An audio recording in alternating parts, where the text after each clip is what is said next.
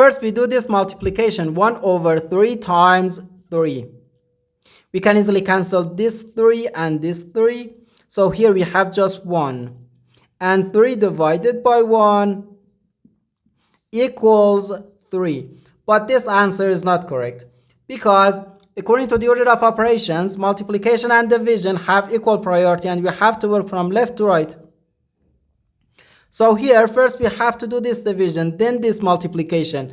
If we do this multiplication before this division, it is wrong.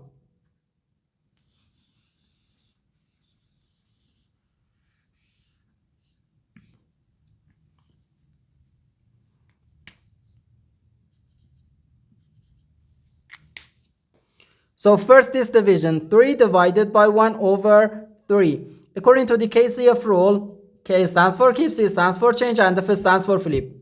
We can write keep the first fraction, change division to multiplication, and flip the second fraction.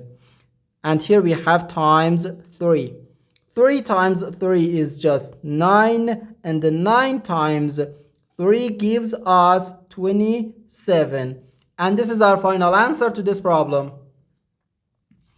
The correct answer is 27.